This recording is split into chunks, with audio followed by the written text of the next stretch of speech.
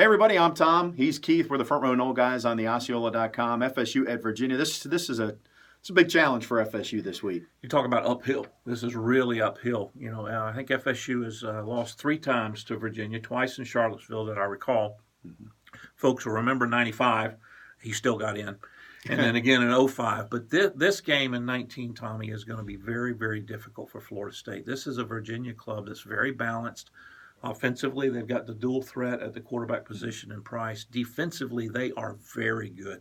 Now, our fans are not going to want to admit that. Our listeners are not going to want to admit that. This is supposed to be Virginia. Well, this is old school Virginia. They're tough up the middle, great defensive line, a couple of linebackers that'll play at the next level. Defensive back, I believe his last name is Hall, that might be as good as anybody in the country. Uphill battle, no question. All that said, I feel like we quickly got to the point this season where it's not about them, it's about us, because there's so much Florida State has to fix.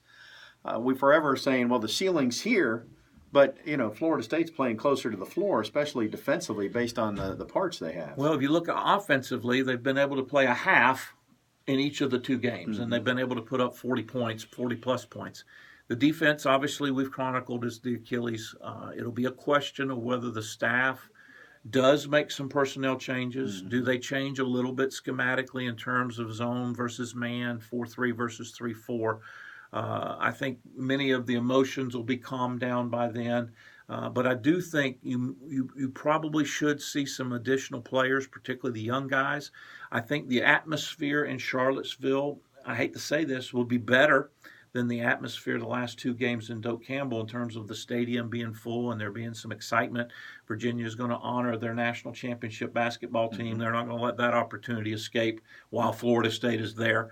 So if you like, the buzz and the energy that's associated with a big game, this will be a place where you can show out.